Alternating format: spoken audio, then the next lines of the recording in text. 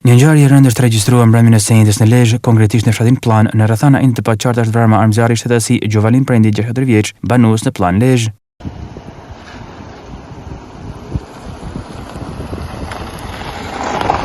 Me të marrë njoftimin, forcët e shumtë të policisë kanë shkuar në drejtim të vendit të ngjarjes, të mbështetur nga forcët kombëtare të sigurisë, njësia e Shkodër, ndërkohë ngritur një grup i posaçëm hetimor, i cili ka shkuar në vendin e ngjarjes dhe në drejtimin e prokurorit ka kryer veprimet hetimore me qëllim zbarjen e ngjarjes.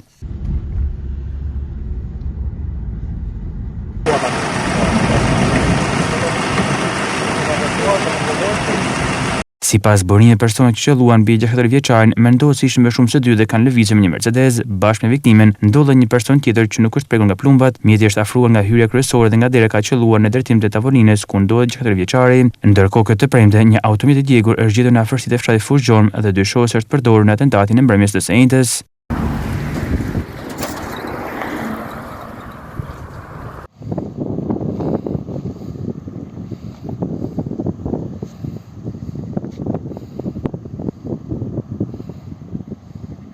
Mjeti është zbuluar rreth 300 metra larg autostradës pranë një kanali, ndërsa banorët e zonës kanë njoftuar më njëherë policinë e Kurbinit. Në vend ngjarje kanë mbërritur ekspertët e krimeve, të cilët kanë kryer ekzaminime detajuara me qëllim identifikimin e një prove që mund të ndihmojnë në zbardhjen e ngjarjes. Policia po heton nëse mjeti i djegur është i njëjti që u përdor nga autorët për t'u larguar pas atentatit ndaj 64 vjeçarit.